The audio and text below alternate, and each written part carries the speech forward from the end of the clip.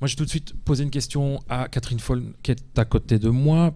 Est-ce que, bon, la centrale implantée dans un quartier, donc place Sainte-Catherine, en plein cœur de Bruxelles, est-ce que vous partagez cette opinion un peu de décloisonnement des pratiques? Parce que je pense que chez vous, justement, la transversalité, la pluridisciplinarité plutôt, c'est un peu le leitmotiv. Donc, un musée aujourd'hui dans sa forme, vous n'êtes pas musée, mais un musée dans sa forme classique, est-ce que il n'était pas un peu temps de le dépasser? Oui, je crois qu'il est dépassé depuis très très longtemps. La spécificité de la centrale au centre d'un quartier qui est en même temps un quartier très huppé, hein, parce que c'est près de la rue Antoine Dansart, donc on a des publics très diversifiés, on n'est pas loin du petit château. Donc ce qu'on essaye de mettre en place avec quand même assez bien de difficultés, pour cause de manque de budget justement, c'est d'amener des publics très diversifiés à la centrale. Et bon, moi, mon fer de lance, comme vous le savez, c'est d'amener aussi d'autres types de créations au sein du monde de l'art contemporain, donc entre autres l'art outsider, mais aussi ce type de public. C'est de créer, par exemple, d'organiser une résidence d'artistes, et ces artistes travailleraient pendant une année avec des publics très diversifiés, des publics du quartier. Je crois que ces dernières années, au niveau international d'ailleurs, les musées ne sont plus des institutions qui attendent le public, mais qui vont chercher le public. Et je crois que si on ne fait pas ça, on n'existe plus. Et même en allant les chercher, ça reste quand même encore très difficile. Cela implique aussi une médiation par rapport au quartier dans lequel vous avez dit quartier qui est très sociologiquement varié. Est-ce qu'il y a des stratégies particulières qui sont mises en place pour faire sens dans votre quartier, dans votre environnement? Oui, on essaye de faire une journée des voisins. Ça peut sembler un peu obsolète, mais ça amène quand même un public diversifié. Mais ça ne se fait pas seulement, je pense, par un travail sur soi-même. Moi, ce que je prodigue surtout, c'est des collaborations avec d'autres institutions muséales ou d'autres ASBL qui se trouvent dans le quartier, avec qui on pourrait collaborer, pour amener aussi leur public chez nous. Et puis par la résidence d'artistes dont je parlais, que cet artiste va chercher aussi les publics dans le quartier. Marie-Madame, l'architecture, on en parlait tout à l'heure, parce qu'ici on va parler politique muséale, donc patrimoniale, on va parler art contemporain forcément. La place aujourd'hui de l'architecture dans tout ce débat? Je pense d'abord que l'architecture a bénéficié, je pense que c'est un bénéfice de l'éclatement des arts dans chacune de leurs petites cases auxquelles tu as fait allusion. Et je pense que les liens entre l'architecture et les arts plastiques sont de plus en plus importants. Mais évidemment, l'architecture est dans une position un peu particulière. D'abord au niveau des compétences, puisque le patrimoine architectural est une compétence régionale et l'architecture comme fait de culture est une compétence communautaire. Vous imaginez comme c'est simple. Mais je pense que l'architecture, parce qu'elle est un art dans la cité, c'est aussi un moyen de capter des nouveaux publics. Et de les capter au bénéfice d'une culture et d'une création contemporaine plus générale. Et on a d'ailleurs au CIVA une politique qui vise à inviter des artistes qui sont à la limite des disciplines architecture, art, ville et paysage qu'on développe. Pierre-Olivier, l'art contemporain, bon, ça c'est la chose dont tu défends. Quand on dit que tu la défends, c'est parfois bec et ongle. Dans une ville en pleine mutation justement, donc il y a forcément un lien aussi avec les transformations urbanistiques. Ce combat que tu mènes depuis quelques années, où il en est où aujourd'hui et que tu estimes avoir quelle reconnaissance et œuvrer dans quel sens par rapport à l'art contemporain? Pour répondre à la question un peu clairement, moi j'ai quand même vu une évolution, un intérêt nouveau pour les pratiques contemporaines en Wallonie et en communauté française en 15 ans. Comme je le disais dans l'interview, la communauté française a été un des derniers pays d'Europe à s'être doté d'un musée d'art contemporain. Mais on a vu une volonté à un moment de dépasser une vision patrimoniale. Alors maintenant, elle se justifie. Il ne faut pas oublier que la fédéralisation du pays, avec les réformes des années 80 et du début des années 90, lorsqu'on crée véritablement les régions et les communautés qui se voient dotées de pouvoir, si du côté flamand, le fait flamand est une évidence, du côté francophone et du côté wallon, ce n'est pas du tout le cas, et les États doivent se constituer une identité. Et le premier réflexe va évidemment être de plonger dans des bâtiments anciens, de s'inscrire dans une histoire et de mettre l'accent sur cette dimension patrimoniale. Avec une vision souvent très nostalgique, puisque je dis toujours en blaguant que la grande distinction entre flamand et wallon, c'est qu'ils regardent tous les deux le passé, mais ils le regardent. Ce regard génère des attitudes tout à fait différentes. Les wallons sont totalement, et francophones, sont totalement nostalgiques d'un passé qu'ils idéalisent complètement, et les flamands s'imaginent toujours les victimes dans cette situation passée, et donc ils n'en veulent plus, ils veulent toujours changer, transformer et aller vers une évolution, qui sont pour moi des mécanismes intellectuels qui sont les fondements de l'art moderne et de l'art contemporain. Et c'est vrai que quand le BPS 22 a ouvert en 2000, malgré la présence du Palais des Beaux-Arts à côté de nous, et où il y a eu une politique d'art contemporain menée très longtemps, il n'y avait pas un réel intérêt pour les formes de création contemporaine. On était plutôt dans le modèle patrimonial, le bois du casier à Charleroi. La mine, les mineurs, les vieilles sculptures, les vieilles peintures. Et en 12 ans, j'ai vu qu'avec effectivement un travail sur le quartier, un travail de médiation, on découvre un nouvel intérêt pour l'art contemporain, de la même manière que la diffusion des spectacles de Charleroi Danse a rencontré aussi un nouveau public et un nouvel intérêt pour la danse contemporaine qui n'était plus l'opérette. Et on a senti aussi que, du point de vue de l'habitat, le modèle de la fermette wallonne hérité de l'entre-deux-guerres français était en train d'être battu en brèche par des volontés d'apporter une forme d'architecture contemporaine. Et ça, je peux dire qu'en 15 ans, oui, l'évolution, pour moi, elle va dans le bon sens. Bon, on continue, on tourne autour du sujet, je suis désolé, il y a des angles d'attaque différents. Question à Ludovic Requia, est-ce que tu parlais dans ton intervention de ce fameux décret musée appliqué dès 2006, est-ce que ça change le métier de conservateur? Est-ce qu'il y a un nouveau type de conservateur comme il y a un nouveau type de bibliothécaire qui est en train d'émerger? Ou c'est difficile? Non, je ne pense pas que ça change le métier parce que en quelques années... Les personnes qui étaient aux commandes sont toujours les mêmes. On leur a fixé des objectifs. C'était des personnes déjà compétentes. Donc, elles se sont inscrites dans une dynamique qui vient d'en haut. Et je crois que c'est quand même ça qu'il fallait. Je pense que ce que j'ai pas dit dans la capsule et peut-être pas assez dans l'écrit aussi, c'est que je plaide quand même pour une autonomie des institutions, bien entendu, dans leur programmation, etc. Mais une intervention en quelque sorte, une responsabilisation de l'État aussi des services publics, quoi. Au ministère, pendant de très nombreuses années, il y a eu un petit ministère de la culture, des arts plastiques assez dynamique, et bon, j'ai quand même constaté ces dernières années qu'il y a eu un désinvestissement aussi dans la fonction publique qui s'est ressenti. Bon, aujourd'hui maintenant on restructure un peu les services, mais je pense que justement il y a un équilibre à avoir aussi. Donc on a donné des objectifs et il faut aussi, je trouve, que derrière il y ait une administration qui soit forte et qui je mets un peu je pense un peu sur les deux plans, parce que d'une part le musée de Marimont, c'est l'administration, donc c'est un musée, en même temps c'est l'administration, donc je vois comment je vois ce que c'est l'administration concrètement.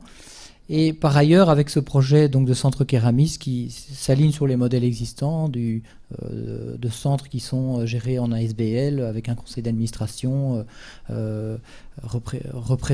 qui représente, je crois, largement la collectivité, c'est toutes ces nuances.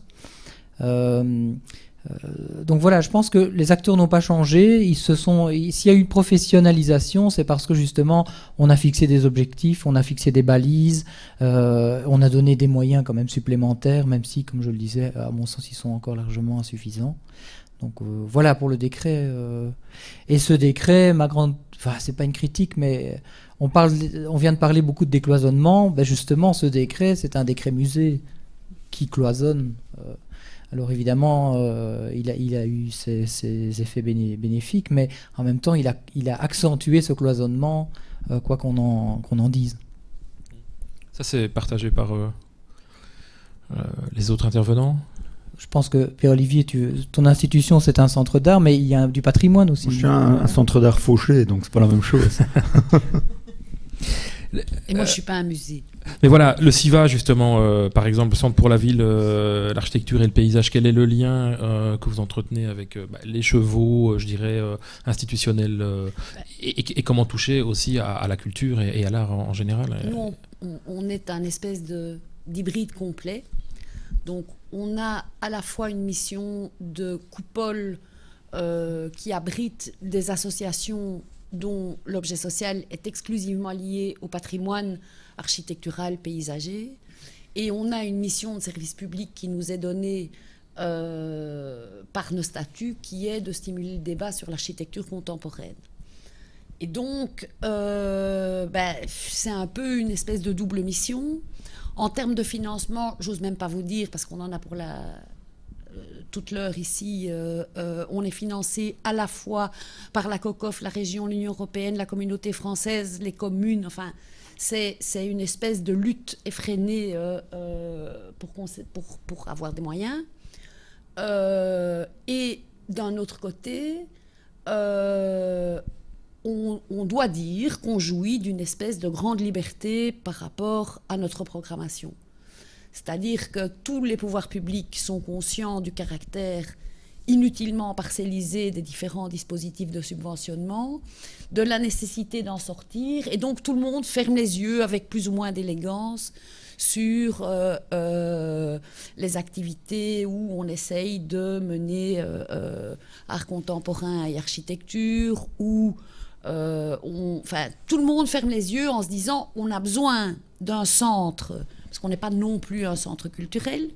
On n'a pas les moyens, les associations n'ont pas les moyens d'une exposition permanente de leur collection. Je ne sais pas d'ailleurs si c'est utile, mais en tout cas, elles n'ont pas les moyens de le faire.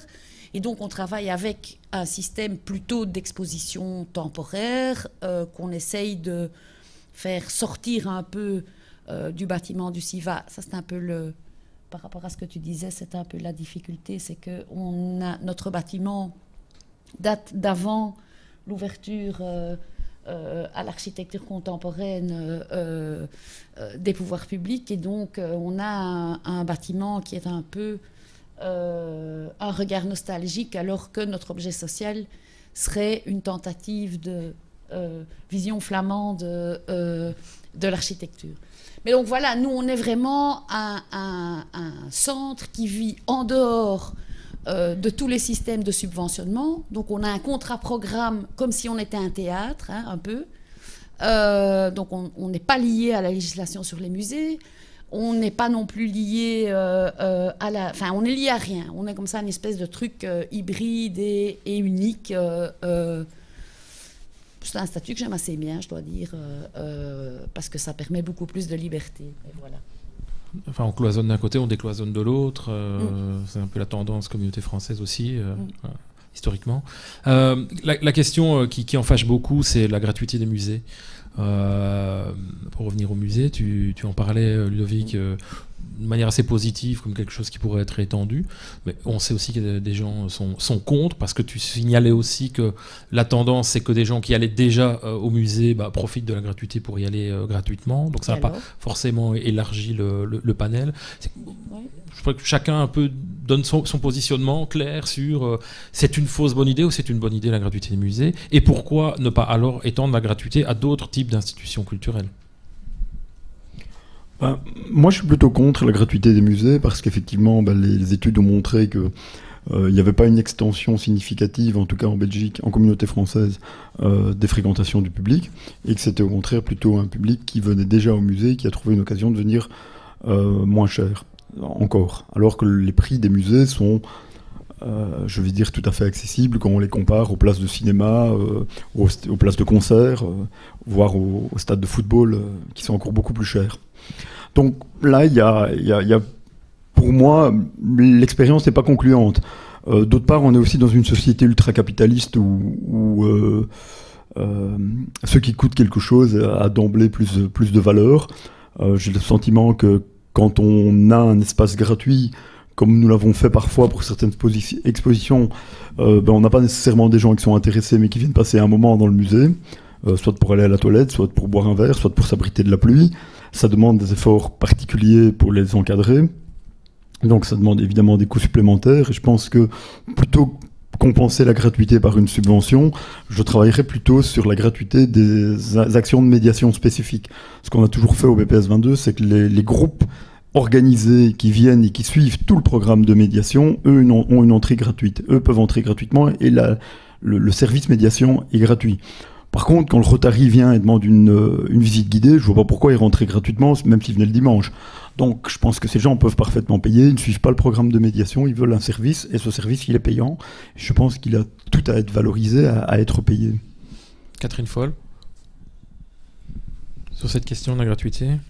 Moi, je voudrais prendre l'exemple de l'Angleterre, où beaucoup de musées sont gratuits, et moi, je serais plutôt de l'avis de Ludovic de démocratiser les musées, mais je constate en effet que ça ne change pas beaucoup au niveau du public. Donc je crois que, je rejoins tout à fait ce que tu as dit, qu'il faut surtout travailler à comment amener les publics au musée, au niveau de l'éducation permanente, etc. Mais que la gratuité, pour moi, serait une solution d'amener quand même un public plus nombreux au musée. En tout cas pour les musées, oui. Oui, pour les musées. Ben, le CIVA a eu par rapport à la gratuité une position assez claire et déterminée, puisqu'on n'est pas un musée et on participe volontairement, le CIVA et toutes les associations qui le composent, à l'opération La gratuité du premier dimanche du mois, à partir à la fois de la volonté de rendre accessible et de démocratiser. Basiquement, on serait aussi tous d'accord pour dire que pour refuser la solution capitaliste qui est que ce qui a une valeur vaut plus, enfin ce qui a une valeur marchande vaut plus que ce qui est gratuit, donc on ne partage pas ce point de vue-là. Et en plus, on a décidé ensemble de rendre pour chaque opération, puisque c'est le premier dimanche du mois, c'est pas tout le temps, donc ça permet de focaliser, de faire un moment particulier, c'est de concentrer à ce moment-là les opérations de médiation et de les rendre également gratuites. Alors ça, autant je pense qu'effectivement, je ne suis pas persuadée que ça nous amène un public nouveau. Il faudra voir comment on peut faire en plus de ça pour avoir un public nouveau. Moi, ça ne me dérange pas que ce ne soit pas un public nouveau et que ce soit un public qui bénéficie de la gratuité. Je pense que le foot, le cinéma sont extrêmement chers et que donc si les gens trouvent leur bonheur à venir assister, à venir participer et à venir regarder une expo parce que c'est gratuit, moi, je n'ai pas de souci avec ça. Je pense aussi qu'en termes de financement, nous avons adapté notre billetterie à ça. C'est-à-dire que nous avons un système où jusqu'à 18 ans, c'est entièrement gratuit. Nous avons un système où ceux qui ont les moyens de payer payent le plus cher et ils payent plutôt plus cher qu'ailleurs. Enfin, je veux dire, on ne mène pas une politique très bas de gamme par rapport à ça. On ne vise pas ça. Les gens qui ont les moyens de payer, ils payent. Tous les gens qui sont dans une situation difficile financièrement bénéficient d'un tarif réduit, mais qui est quand même encore cher quand on n'a pas de moyens. Et donc, le dimanche gratuit, c'est une espèce de base de travail. Et après, là-dessus, il faut construire. Et la difficulté, c'est que ce qu'on construit, là, ça a vraiment un coût.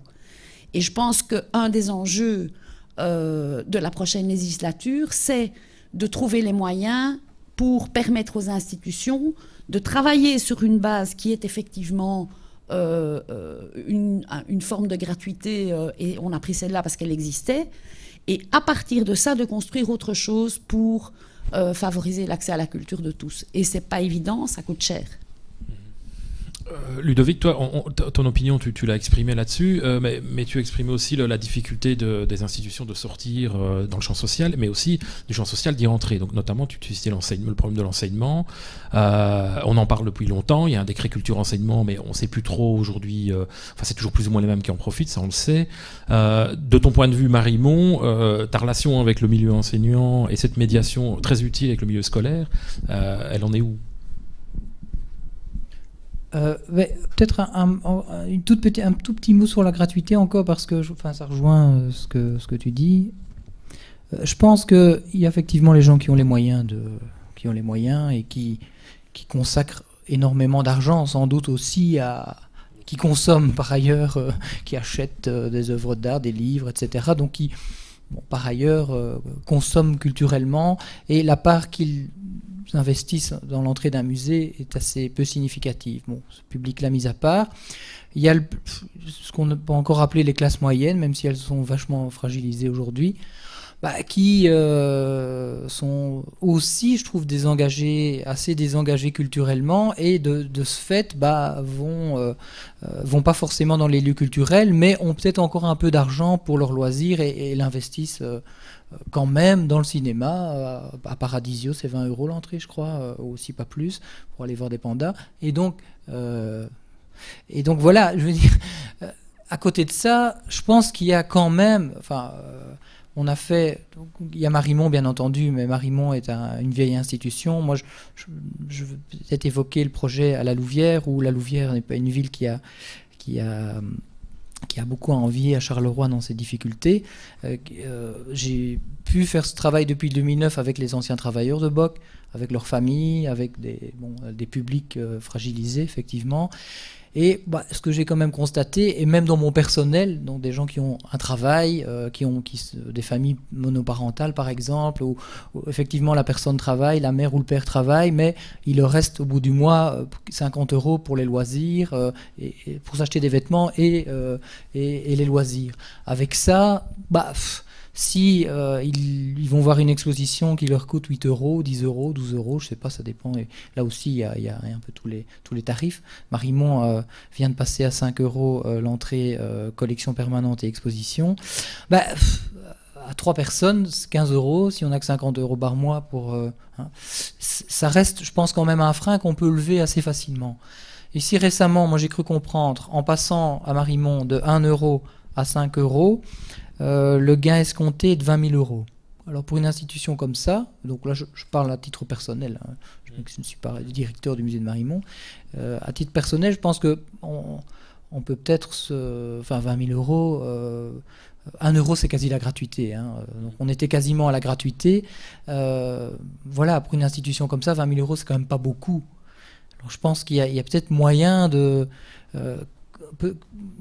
la plupart des institutions soient sinon gratuites, quasiment, sans que l'investissement ne soit énorme, je pense. Donc il faut quand même effectivement cibler ces publics, comme tu l'as dit fort justement, par des actions, mais en même temps avoir un regard assez clair sur ce qu'est la société et ce que ça peut coûter. Tu as peur qu'on fasse une distinction entre des grosses institutions et des institutions plus moyennes? Oui, ça je pense qu'il faut le faire, parce que 20 000 €, c'est peut-être pas beaucoup pour Marimont, c'est beaucoup pour le BPS 22. Ça, je m'en doute. Ah oui.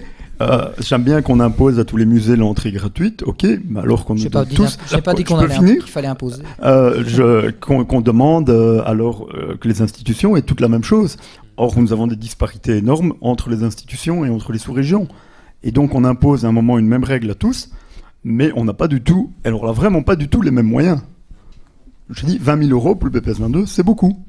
Puis il y a la position moyenne, par exemple, de Médiane du musée de la photo, qu'on connaît puisqu'il ne s'est pas privé de la répandre dans la presse. Lui, c'est quand même une grosse institution qui reçoit des moyens assez conséquents, mais qui critique radicalement... en tout cas, il en voudrait plus. Pas davantage que... Non, il en voudrait plus. Mais oui, bien sûr, non, mais je veux dire... Il critique radicalement ce système. Une institution qui a beaucoup de moyens pour ce qu'elle fait, ça je trouve. Oui, qu'on reçoit moins d'argent que le centre de la gravure de la Louvière, et beaucoup moins d'argent que le musée des arts contemporains du Grand Tornu. On est des budgets de l'ordre de la moitié. Tu parles de qui?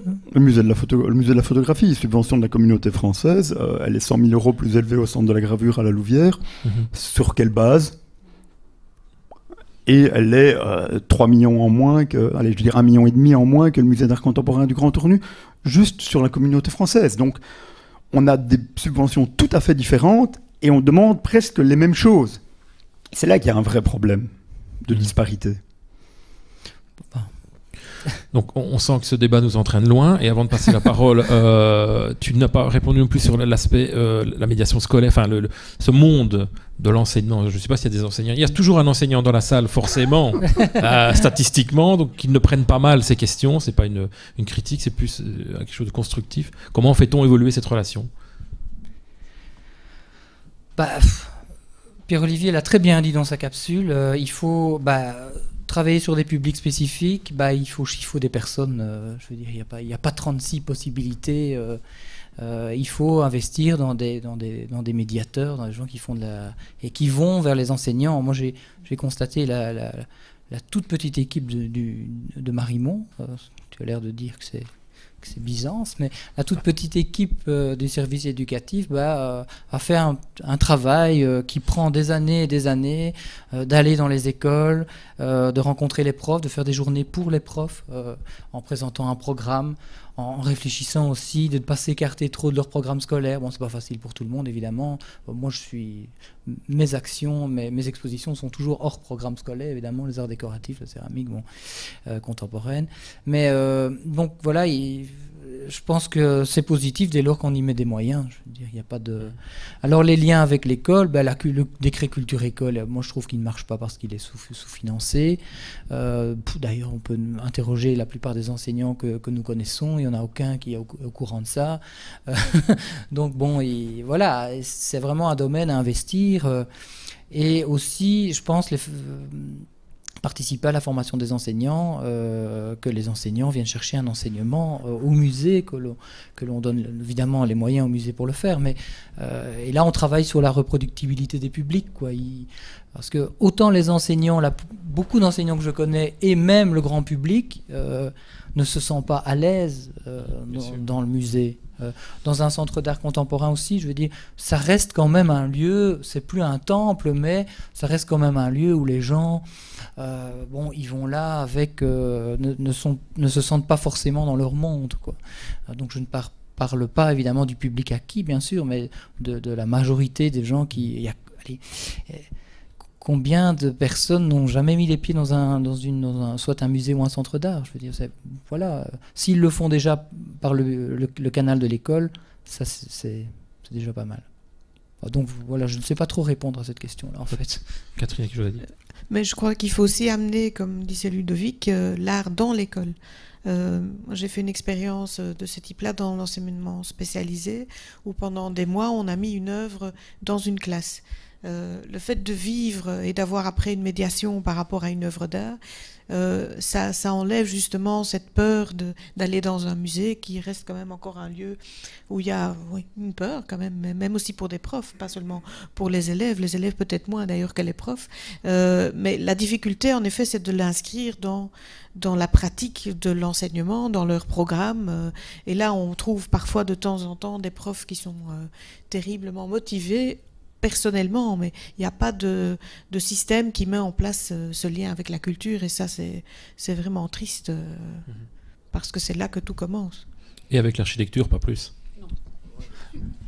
Alors ce qui est très curieux, c'est qu'avec l'architecture, il y a un programme qui fonctionne super bien et qui vise à amener le patrimoine architectural dans les écoles. Sur ça, il y a généralement un consensus. Patrimoine architectural, ça c'est politiquement correct, mais par contre, il faut quand même se dire que la Belgique francophone spécialement par rapport à d'autres pays, la critique architecturale et le débat sur l'architecture, qui devrait être, l'architecture étant dans la ville, ça devrait être un débat citoyen normal comme tous les autres.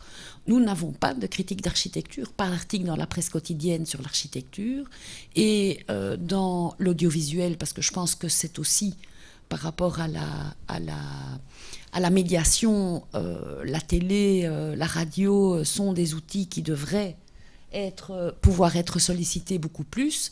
En matière d'architecture, c'est une brique dans le ventre, c'est-à-dire une confusion entre architecture, décoration, moi je peux le faire, c'est ma maison. C'est un espèce de monde qui n'est pas le monde culturel de l'architecture et qui est légitimé comme ça. Donc c'est très très difficile. Donc le CIVA, à l'inverse de la centrale, est localisé dans un quartier super bourgeois. on a une école professionnelle juste à côté. Cette école, on a tout essayé, il n'y a personne qui est motivé, c'est très très compliqué d'essayer. Alors c'est notre quartier, c'est nos voisins, ce serait tellement simple, ils n'ont pas besoin de prendre un tram pour venir, c'est à côté, c'est gratuit, et c'est très très difficile. Parce qu'il n'y a pas là, on n'a pas trouvé encore le bon prof qui est motivé à titre personnel, mais on ne peut pas se baser sur la diffusion de la culture à l'école, sur la motivation personnelle des gens. C'est une motivation qu'il faut susciter, qu'il faut organiser, et ça a aussi un coût. Voilà, je ne sais pas si ce bruit parasite est censé me rappeler que je dois passer la parole à la salle. Je ne suis pas chez moi, donc voilà, à ce stade, est-ce que vous avez envie de réagir, de vous exprimer, de donner des points de vue ou de poser des questions ? Juste vous présenter, qui êtes-vous ? Ça ne fonctionne pas, on ne vous entend pas évidemment.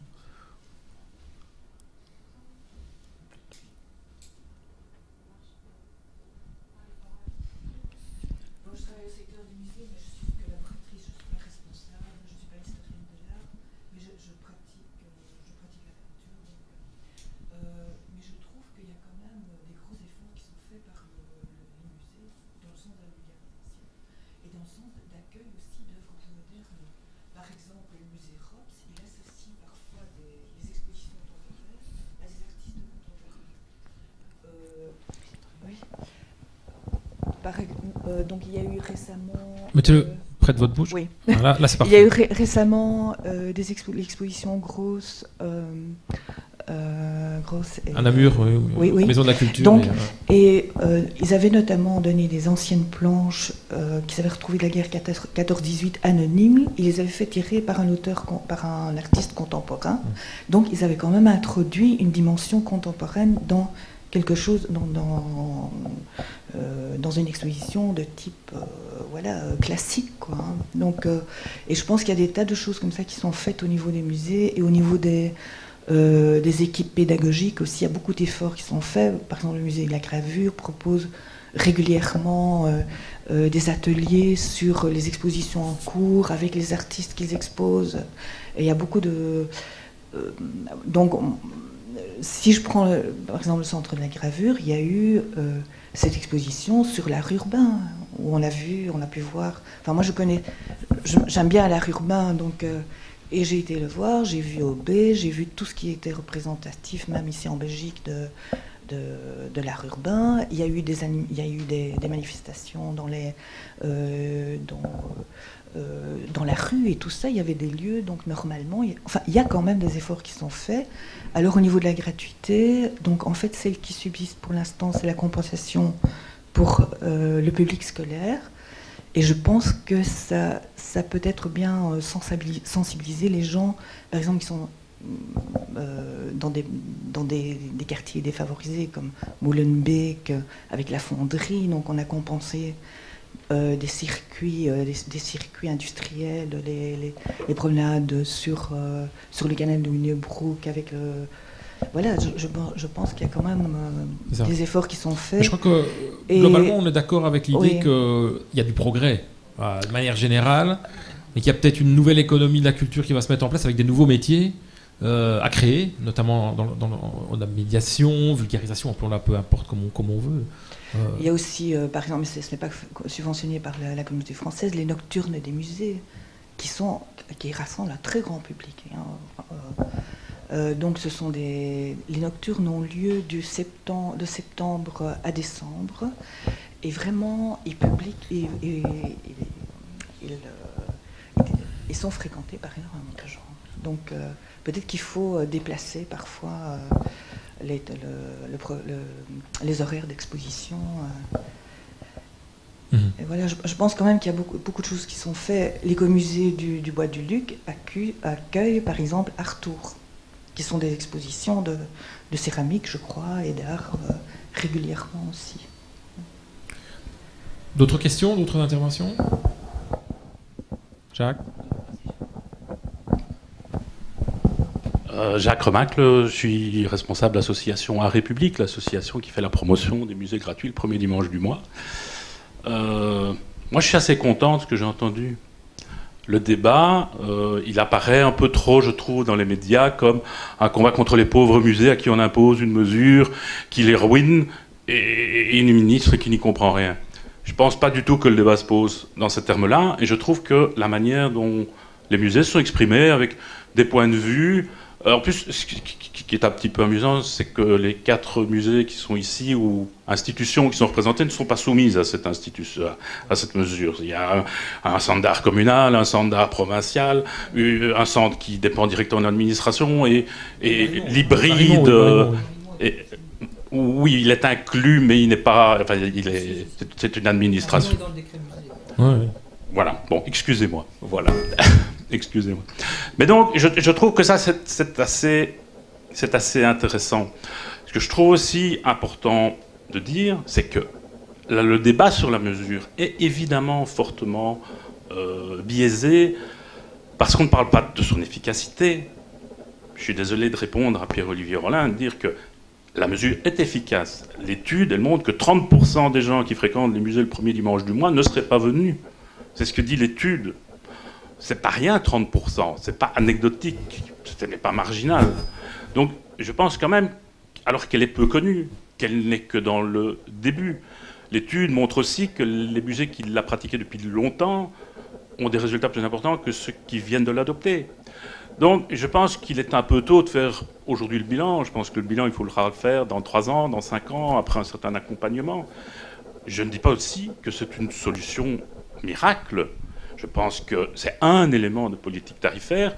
Ce qui a l'air de déranger un certain nombre de directeurs d'institutions, c'est qu'il leur est imposé d'une certaine manière. Il leur est proposé dans le package de leur reconnaissance, il faut quand même bien le dire, et qu'évidemment, ce n'est pas un outil qui va tout résoudre. Sur la médiation, je voudrais dire oui et non. Évidemment qu'il faut plus de médiation. Évidemment que le public précarisé, les détachés culturels, je ne sais plus comment on les appelle dans le focus, les désengagés culturels, voilà, sont plus difficiles à les capter, etc., que ça demande un boulot, donc ça demande des moyens humains.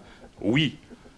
Rappelons quand même que le bilan des 10 ans, c'est le bilan du décret, que le décret impose aux musées d'engager des chargés de médiation culturelle avec la reconnaissance en catégorie A et la reconnaissance en catégorie B.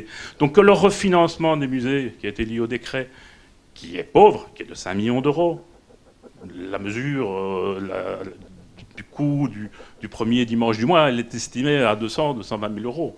Donc ce financement a essentiellement permis aux musées de travailler sur la médiation. C'était le sens du décret. Je ne dis pas qu'il ne faut pas continuer dans cette direction-là, mais rappelons-le quand même. Voilà, c'est quelques éléments de réflexion. Moi, je voudrais juste intervenir une toute petite seconde par rapport au SIVA. Je ne suis plus ici. Ah si.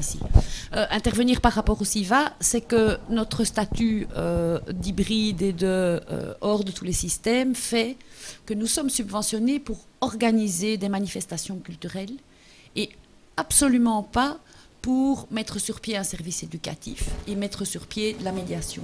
Donc quand on a décidé de participer à l'opération des dimanches gratuits, moi je l'ai utilisé comme une espèce de base pour commencer à travailler, mais c'est clair qu'on va commencer à travailler, mais on va continuer à revendiquer, parce que subventionner des productions sans se préoccuper de savoir si elles sont vues, si elles sont partagées, et si elles servent à quelque chose, ça n'a vraiment pas de sens, quoi. Mais donc je pense qu'il faut faire attention, parce que selon le statut des institutions, cette médiation soit existe structurellement, soit n'existe pas du tout, et même n'est pas prévue dans les postes subsidiables quand on organise une exposition. Ouais, ça va, je vais. Voilà. Non, mais moi je tenais quand même à dire que les chiffres que nous on a à Charleroi, on n'a pas vu de modification substantielle. Alors c'est vrai que le musée de la photo, on lui a imposé seulement il y a 1 an, et peut-être sur le long terme on aura un autre résultat. Par contre, nous on a toujours fait les programmes de médiation depuis 14 ans gratuits. Je veux dire, les écoles qui viennent et qui acceptent de suivre le module de médiation qui prend 3 heures, ça ils sont gratuits depuis les origines. Et moi je préfère mettre la gratuité là-bas qu'un jour, le week-end par exemple. Et donc moi c'est ça ma philosophie. On va quitter peut-être ce champ de débat dans la dernière demi-heure que vous êtes imparti pour aborder c'est pas un problème en soi, mais l'art contemporain. C'est aussi quelque chose qui fait débat, parce que vous parlez tantôt de l'architecture dans la presse, mais je pense que dans notre presse généraliste, de manière générale, l'art contemporain est très peu débattu, et il y a un conservatisme de notre, enfin là je parle les grands médias généralistes. Mais comment mais par contre, Pierre-Olivier, tu disais tout à l'heure, ce qui coûte a un intérêt. C'est peut-être un des problèmes de l'art contemporain aujourd'hui, c'est la starisation de certains, et c'est aussi qu'à un moment donné, les grands galeristes, on connaît la dynamique des grands galeristes bien installés à l'échelon international, qui font un peu la pluie et le beau temps, qui déterminent qui légitiment le statut, et qui fondent aussi les prix et la réputation des artistes. Or vous, à travers vos activités, y compris la céramique, puisque toi tu travailles dans la céramique contemporaine aussi, donc on va prendre le terme contemporain aussi au sens de l'art d'aujourd'hui. Vous êtes dans un service public, donc la difficulté, comment résout-on cette équation entre un monde qui est très critiqué parce qu'on en voit le côté bling-bling, si je puis dire, et à côté de ça, un vrai engagement pour la défense de formes d'expression contemporaines qui, souvent, d'ailleurs, sont, je ne vais pas dire simples, mais peuvent être appréhendées par les publics au sens large. En fait, je pense que ça tient à la spécificité des arts plastiques qui, en fait, fait coexister deux modèles économiques. D'abord, les arts plastiques vivent sur le modèle de l'objet unique, la pièce qu'on vend, et qui peut acquérir des prix très importants, ce qui permet à l'artiste et à l'intermédiaire d'en vivre. Donc on peut parfaitement être un artiste qui n'expose pas dans les institutions, mais qui vend très bien dans sa galerie et qui en vit. Parce que, comme me le dit un galeriste, je n'ai pas besoin de 100 visiteurs dans ma galerie, j'ai besoin d'un acheteur. Voilà, c'est tout. Par contre, les institutions fonctionnent sur le modèle plus proche des arts vivants, de la musique, où c'est le nombre d'entrées au concert, le nombre de disques vendus qui fait le succès d'un artiste, alors qu'un plasticien, c'est le prix de son œuvre, c'est pas le nombre d'acheteurs, c'est un modèle tout à fait différent. Les institutions fonctionnent sur le modèle du nombre, c'est-à-dire à un moment le chiffre que l'on fait en fréquentation et les recettes que ça nous rapporte. Alors, c'est clair que le marché a pris une part importante, mais je dirais que ce n'est pas inhérent au champ de l'art contemporain. C'est une société qui devient de plus en plus capitaliste, qui est de moins en moins réglementée et qui a de plus en plus été libéralisée. Si on veut faire une comparaison avec le football, c'est tout à fait éclairant. Le prix des joueurs, il est proportionnel à l'évolution du prix des œuvres d'art. Donc là, il n'y a aucune différence. Le rôle de l'institution, peut-être, est justement de dire nous ne sommes pas obligés de suivre le marché. Nous pouvons, à un moment, proposer des artistes qui n'entrent pas dans ce modèle économique, qui n'entrent pas dans ces formes médiatique très communicable, cette espèce d'esthétique bling-bling qui peut parfois être extrêmement intéressant et qui parfois l'est beaucoup moins, mais qu'on peut montrer autre chose. Et je crois que le vrai rôle du service public, c'est justement, à côté des galeries, à côté des collections privées, à côté peut-être des grandes foires ou des grandes biennales, c'est d'être capable à un moment donné de proposer autre chose, des formes d'art qui ne sont peut-être pas bancables, mais que nous estimons toujours pertinentes. Oui. Voici. En matière d'architecture, c'est évidemment tout à fait différent, puisque les architectes sont inscrits dans un modèle économique de manière tout à fait différente. Quand on construit, on touche des honoraires proportionnels au coût de la construction, on n'échappe absolument pas à la starification, et donc organiser des expositions d'architectes célèbres. Au Sivan, on a décidé d'être cynique, on le fait, et ça nous permet de financer des expositions d'architecture émergente. Je voudrais dire qu'en matière d'architecture, les tendances des dernières années, c'est qu'il existe une architecture qui n'est pas une architecture construite, qui est une architecture pensée, qui est faite de dessins, de maquettes, de vidéos, de toutes sortes de choses. Une réflexion sur l'architecture qui est menée par des jeunes architectes, par des collectifs. Et la situation espagnole où l'architecture construite s'est arrêtée brutalement en 2008 a vu paradoxalement une espèce de croissance invraisemblable de l'architecture qui n'est pas l'architecture construite. Et donc, je pense que le rôle d'une institution comme le CIVA, c'est de donner voix à cette architecture-là aussi, parce que cette architecture-là... L'architecture non construite, tu peux préciser Mais par exemple... qui ne débouche pas sur une construction. Qui ne débouche pas sur voilà. Une construction, oui. Oui. Bon, à la place Flaget...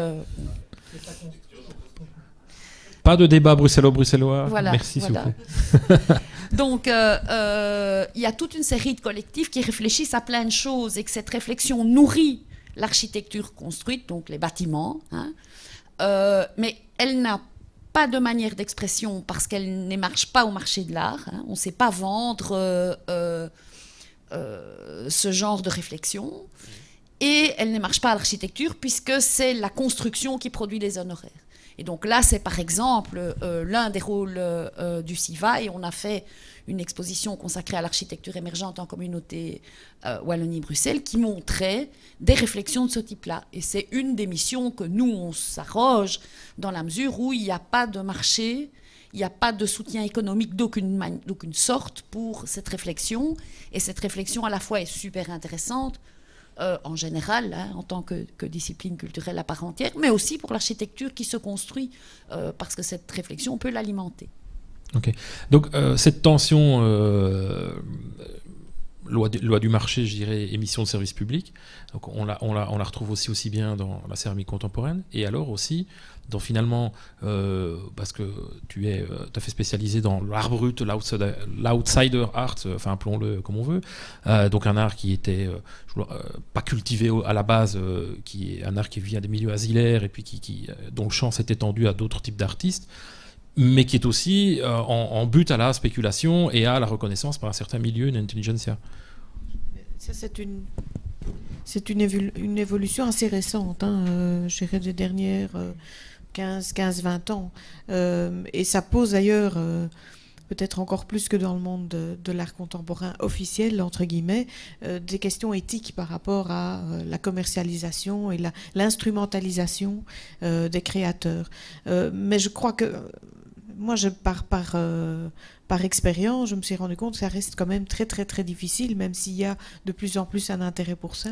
Ça reste très difficile pour, comme disait Pierre-Olivier Rollin, notre fonction, que ce soit à la centrale ou que ce soit au musée Arémage, c'est de présenter des choses que les gens ne vont peut-être pas directement trouver dans les galeries ou dans les foires d'art actuelles. Mais d'autre part, si on ne montre pas à certains moments, et là je vous rejoins aussi, des grands noms, eh bien on a beaucoup moins de public et beaucoup moins de presse et beaucoup moins de reconnaissance. Enfin, c'est malheureusement une réalité, que ce soit pour l'art officiel ou l'art outsider d'ailleurs. Ludovic, par rapport à la céramique qui apparaît tout d'abord, plus protégée, mais notre approche n'a pas été de voir la céramique comme une discipline, mais de voir la céramique comme un médium utilisé par des artistes, quels qu'ils soient. Donc ça, c'est quand même une précision importante. Et je crois que, comme le disait Pierre-Olivier, simplement, je crois que l'institution, forcément, n'est jamais totalement détachée du monde marchand, c'est impossible, mais en même temps est indépendante et j'espère a les moyens de prospecter et donc d'avoir, je ne sais pas si le mot longueur d'avance est correct, parce qu'il y a des marchands qui ont effectivement les capacités aussi de prospecter énormément, mais d'avoir en tout cas, si pas à une très grande échelle, mais la possibilité aussi de faire des paris sur la jeune création. Nous, on l'a fait depuis que l'association existe en 2009. On a régulièrement, quasiment chaque année, montré des étudiants en fin d'études dans les académies qui ont une démarche, effectivement, une approche de la céramique intéressante. Alors ces gens, effectivement, où ils tombent dans l'oubli, où ils continuent, ça c'est une chose. Idem pour des céramistes qu'on a pu montrer. En 2007, on a montré un céramiste dont l'œuvre a pris 10 fois sa valeur de l'époque. Par contre, on en a montré d'autres qui aujourd'hui n'ont aucune cote et n'en auront jamais pour X raisons. Je veux dire, c'est pas ça l'important. Voilà, c'est une question aussi d'éthique. Il faut trouver la frontière, même si la limite de cette frontière est mouvante, il faut trouver la frontière entre les deux, quoi. Pierre-Olivier ? Moi, je voudrais quand même revenir sur un des paradoxes. qui nous anime ici. Oui, effectivement, c'est bien un peu de résister au marché, mais si on revient à notre objectif de médiation et d'ouverture des publics, etc., le plus grand succès de ces dernières années, c'est l'exposition Andy Warhol à Mons, 87 000 visiteurs, notamment 65% de public qui n'avaient jamais mis les pieds au musée. Ça, c'est vraiment des objectifs prodigieux. Et c'est un artiste ultra starifié, ultra cher sur les marchés, qui a toutes les qualités de ce que l'on présentait il y a quelques minutes comme un potentiel danger pour les institutions, mais qui, une fois qu'il est réalisé, amène aux institutions tout le succès que l'on espère avoir en médiation. Donc on ne peut pas rejeter en bloc ce modèle. C'est un équilibre à trouver aussi par rapport à ça. On peut aussi prendre l'exemple de l'expo qu'il y a pour le moment au Palais des Beaux-Arts avec Boromans. Ils n'ont jamais eu autant de public. Ça pose plusieurs questions, parce que quand tu parles de Warhol, Warhol est un artiste décédé depuis très longtemps, dont la vision sur l'art est une vision justement très populaire et qui veut remettre en question tout l'art de son époque. Par contre, par rapport à Michael Borman, c'est le contraire. C'est un retour, je dirais, même si c'est pas une peinture classique, mais c'est quand même un retour à la peinture. Et là aussi, je crois qu'il y a des écoles, il y a des publics très diversifiés qui viennent voir cette expo, peut-être parce que ça rejoint une vision quand même un peu passée de l'art. Donc ça pose quand même la question... Mais c'est une grande star du marché. Et c'est une grande star du marché, tout à fait. Oui. Je pense aussi, ça vaut pour l'art vivant, je dirais, le patrimoine. Je pense que, moi je suis très content, en plus en habitant en Mons, je suis très content que ce musée ait accueilli 80 000 visiteurs. Ceci dit, Laurent Busine avec Rodin avait fait plus de 100 000 visiteurs au Palais des Beaux-Arts de Charleroi. C'est aussi une grande star du marché. Oui, non, mais voilà. Donc je veux dire, il ne faut pas croire que cette expo Warhol, il ne faut pas oublier ce qui s'est fait depuis 20 ans en Wallonie, à Bruxelles et en Belgique. Donc oui, voilà, à Liège, les expositions c'est aussi Chagall, une star du etc. marché. Donc voilà, là où je veux en venir justement, c'est que il y a une chose, c'est montrer quelqu'un. Bon, je dis pas qu'il n'y a pas eu un petit plus ou une spécificité à l'exposition Warhol ou à ces blockbusters, mais je crois qu'il faut accorder d'autant plus d'attention sur des expos qui sont difficiles par la recherche qu'elles nécessitent en amont. Des expos qui prennent 2-3 ans de préparation. Qui a les moyens de faire ça ? Des institutions qui consacrent des moyens pour le faire et à qui on donne ces moyens pour le faire. Je pense à Marimont, évidemment, où la plupart, si pas non, toutes les expositions produites sont rarement des blockbusters. On fait 35 000 au mieux de visiteurs. C'est des expos qui ont 3 ans de recherche derrière eux et qui sont l'expression de la concrétisation d'un projet de recherche. C'est très spécifique, je ne dis pas que tout le monde doit le faire, au contraire, non, ça coûte beaucoup trop cher. Mais le coût d'une exposition, il faut quand même, faut pas comparer des pommes et des poires. Je crois que tu as fait des expos très pointus, enfin, tous les 3, vous avez fait des expos très pointus, et qui ont fait quelque part progresser davantage l'histoire de l'art, en utilisant un grand mot, mais que ne l'ont fait les expos Warhol, Chagall, à Liège, etc. Donc voilà, il faut nuancer. Oui, quand je disais que moi je préconisais une attitude cynique par rapport à ça, l'avantage des blockbusters, c'est qu'il y en a des bons. Et qu'effectivement, ça permet de faire venir des gens. Mais, oui... on a organisé... On veut des noms. En matière d'architecture, c'est simple. Je prendrai le dernier exemple. On a fait venir de la Chaux-de-Fonds une exposition consacrée à la photographie et Le Corbusier. Ça, succès assuré, public maximum. Mais en même temps, on a produit une petite exposition, toute petite, qui a été même relativement bon marché, qui était consacrée à la collection de cartes postales d'architecture, de cartes postales de Le Corbusier.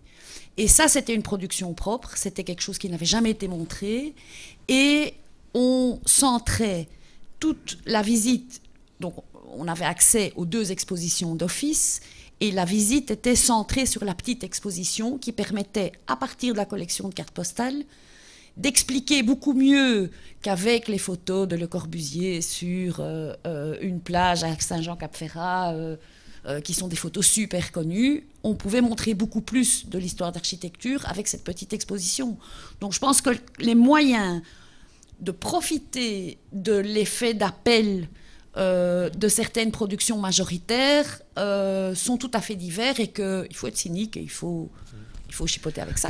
Mais le problème des stars ou des blockbusters qui font consensus, est-ce que ce n'est pas aussi que c'est des valeurs refuges pour le grand public?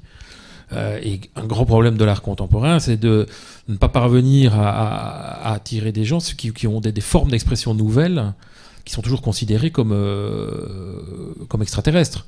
Mais on est dans un monde de starification. Hein. Une équipe de football sans star, elle attire personne. Voilà. Donc je pense qu'il faut à un moment être lucide sur notre mode de fonctionnement et agir, peut-être négocier le dilemme, comme moi je dis. Madame dit plutôt être cynique. Il va falloir essayer de trouver des équilibres. Et pour revenir à ce qui a été dit, oui, on a fait parfois des expos qui ont peut-être fait beaucoup avancer l'histoire de l'art ou qui ont été un apport culturel vraiment fort et solide, mais je n'ai pas atteint les objectifs de médiation qu'on évoquait tout à l'heure.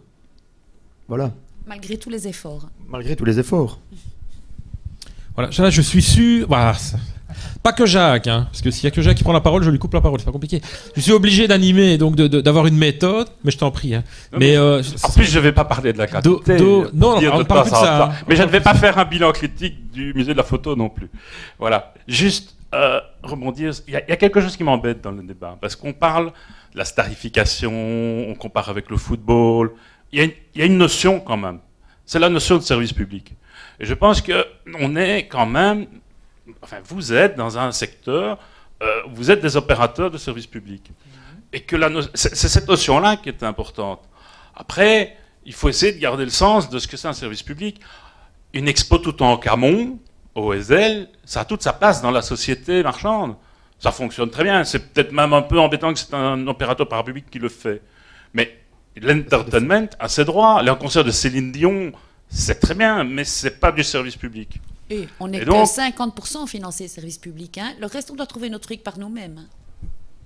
Ça relativise un peu le propos. Ça relativise, mais enfin, je dis, c'est pas parce que vous êtes une ASBL que vous n'avez pas des recettes propres. Ça fait partie. L'important, je dirais, c'est de garder le sens. Et j'ai pas du tout critiqué le SIVA, tu sais, Marie. Je veux dire, je dis bien qu'il faut faire des équilibres et qu'il faut une économie des opérateurs de services publics, comme les centres culturels sont des ASBL, comme tous les opérateurs, et que je pense que ma subvention représente 35% de mon budget. Hein, donc, je suis très à l'aise avec ça.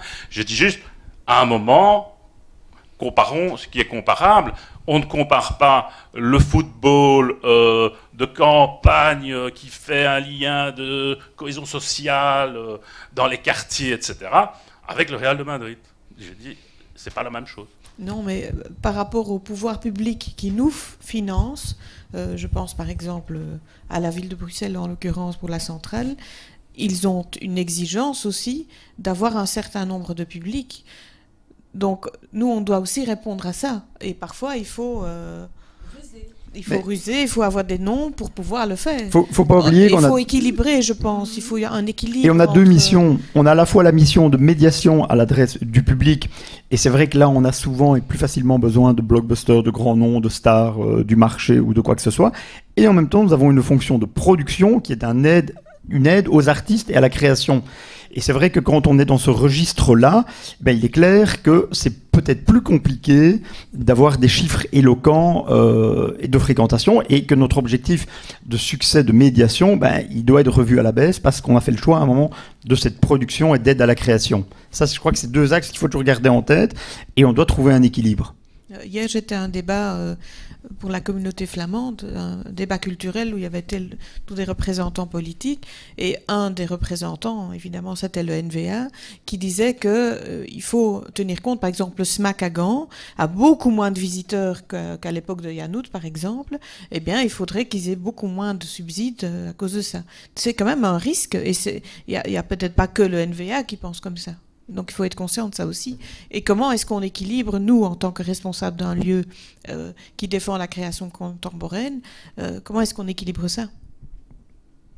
Oui, moi je voudrais encore juste signaler quelque chose qu'on n'a pas, enfin qu'on a abordé assez indirectement, qui est, si je parlerai ici d'architecture, il y a 20 ans, la culture de l'architecture, le discours sur la discipline culturelle se faisait via les livres. Et aujourd'hui, ça n'est plus le cas. il y a une pléthore de bouquins qui sont produits, mais qui sont souvent monographiques et avec une dimension critique réduite. Et la dimension critique et le discours sur la discipline, il se fait via des expositions, avec des formats particuliers. Et ça, c'est quelque chose qui est très difficile à produire. C'est-à-dire que, à la fois dans tous les pays du monde, on sait que l'exposition est devenue, comment dire, un acte culturel en soi, et on voudrait pouvoir y participer. Et ça, c'est parce que c'est fondamentalement, des expos de ce type-là ne sont pas des expos grand public, sont des expos qui sont fréquentés par un public, entre guillemets, spécialisé. Donc je ne parle même pas d'un public cultivé, mais d'un public spécialisé. Et ça, c'est très, très compliqué. Or, si on ne fait pas ça, c'est une discipline qui meurt. Et donc, l'équilibre, il est à la fois produire des choses nouvelles. Tu parlais de faire avancer l'histoire de l'art, hein, d'une certaine manière. Produire des choses qui permettent d'attirer les gens et donner la parole aux artistes et aux créateurs. Mais je pense que c'est un équilibre entre trois choses qu'il faut arriver à faire. Ah. La désaffection. C'est aussi le coût des œuvres d'art. Par exemple, ils ne peuvent pas se l'approprier. Ce n'est pas comme un concert où on peut acheter un disque ou quelque chose comme ça. Donc, on demande quand même beaucoup, je trouve, au public, on demande d'admirer quelque chose. Il ne peut jamais le posséder parce que c'est trop cher. Donc, peut-être qu'il faudrait... Le plastique, ça coûte en général plus cher, oui. Enfin, en tout cas, dans les œuvres reconnues, qu'un disque. Oui. Donc, je crois qu'il faudrait peut-être c'est un multiple, oui, voilà. baisser un peu. C'est un multiple, un disque. Oui. C'est pas la... Peut-être qu'il faudrait trouver un système de production d'œuvres d'art qui puisse être vulgarisé et qui puisse qui puisse être que le public puisse souhaiter posséder quelque part et que ça lui soit accessible parce qu'il est toujours dans le regard là. Oui. Ah, Monsieur Legrain. Juste la question que je me posais, c'était parce que j'ai l'impression qu'on pense beaucoup sous l'angle démocratisation culturelle, mais là-dedans, la démocratie de la culture, c'est-à-dire la question des publics et leur participation à tout ça. Mais participation pas en tant que consommateur. En fait, c'est ce qu'on évoquait quand on évoquait l'aide à la production, l'aide à... Il faut voir, démocratisation de la culture, on a les deux sens, hein, soit démocratisation de l'accès à la culture, soit démocratisation des formes d'expression reconnues comme formes culturelles. C'est faire un choix parmi les créateurs et le reconnaître comme créateur méritant d'être dans un musée. Et donc c'est un petit peu ce que je rappelais en disant qu'on a ces deux missions. D'une part, on doit effectivement proposer au public des expositions des œuvres et que nous avons un effort de médiation à faire pour essayer de toucher un public plus vaste, en ce compris le public qui ne touche pas la culture, hein, même si on n'est pas d'accord sur les méthodes. Globalement, on est d'accord sur que cet objectif doit être atteint. Et nous avons le côté, ce que j'appelle la production, où là, nous devons justement peut-être ne pas tenir compte des exigences du marché et essayer de travailler sur une démocratie de la culture, c'est-à-dire essayer, en ayant nos exigences, de diversifier l'accès au musée pour les créateurs. Ça, c'est les deux missions, les deux axes. Et c'est à partir de ces axes qui parfois sont, et même souvent sont incompatibles, qu'on doit trouver nos programmations. On vous écoute. Ça marche, voilà. Philippe Legrain, retraité de la culture, du ministère de la Culture et de la COCOF. Alors, 68 ans, ce n'est pas pour dire que tout était beau avant, mais quand même, et je suis carolo d'origine, et j'ai découvert Kandinsky lors d'une exposition au Palais des Beaux-Arts de Charleroi il y a un certain nombre d'années. Est-ce que cette expo faisait l'œuvre d'une médiation? Non. Et là, c'est une grande différence. C'est pour ça que je voulais prendre la parole, c'est à propos de la médiation. Je crois que vraiment, l'aspect actuel, qui implique évidemment beaucoup de choses, des changements institutionnels, des changements au niveau du budget. Quand on comparait tout à l'heure le prix d'un joueur de foot avec une œuvre d'art, etc., c'est très bien. Quand j'étais jeune, on comparait le budget de la culture avec le prix d'un avion à réaction. c'est aussi absurde, mais c'est aussi la réalité politique et le prix d'un kilomètre d'autoroute aussi. Voilà, c'est aussi un choix politique. Je crois qu'à un certain moment, le politique doit vraiment prendre ses responsabilités, les définir, choisir des objectifs, comme ça a été dit. Mais il faut, à un certain moment, trouver l'argent pour agir par la culture et faire comprendre que ce n'est pas seulement un slogan du PAC, c'est également une réalité quotidienne. Pour le PAC aussi, hein, mais bon.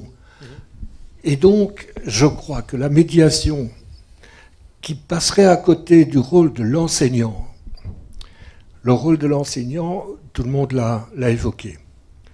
Est-ce que l'enseignant, dans ses moments de formation à lui, a eu un accès au monde culturel? La réponse est non. Non. Comment voulez-vous qu'un enseignant X ou Y ou une enseignante ait une envie de faire partager quelque chose qu'il ou qu'elle ne connaît pas, ou au contraire qu'il l'effraie, socialement qu'il l'effraie? Je crois que c'est une absurdité qui me met en colère. Je suis en colère quand je dis ça. Il faut faire à un certain moment un choix. Il n'y a rien à faire. Et ça pourra faire progresser les choses. C'est pas pour ça que tous les enseignants et toutes les enseignantes seront tout d'un coup fanatiques de la découverte de l'art contemporain, de l'architecture urbaine, etc. Mais ça pourra peut-être faire avancer les choses. Moi, j'ai vu faire avancer les choses. C'est un exemple qui m'obsède en Hollande dans les années 60, en médiation culturelle, en médiation avec les petites classes, avec les je ne sais plus comment on dit en flamand, mais enfin peu importe, les enfants des maternelles qui voyaient de l'art contemporain. Hein. Ils jouaient avec l'art contemporain. C'était évidemment la meilleure façon de dédouaner les choses. Et c'était en septembre, disons. Bon. Pourquoi ne parvient-on pas en Belgique, et particulièrement, je suis d'accord avec ce qui a été dit, la différence entre l'obsession du passé du côté francophone et l'obsession du passé du côté néerlandophone, mais pour le nier, pour aller vers l'avenir, c'est clair, ça se sent très fort. Pourquoi ne parvient-on pas en Belgique francophone à se mettre autour d'une table dans un gouvernement commun qui existe? Moi, il m'a été répondu un jour, pour des raisons historiques, je ne vous dirai pas où. Je suis désolé, mais ça, ce n'est pas mon secteur, c'est le secteur du ministre qui a l'enseignement dans ses compétences. J'ai fait le naïf en disant, je croyais que vous aviez parfois des réunions collégiales.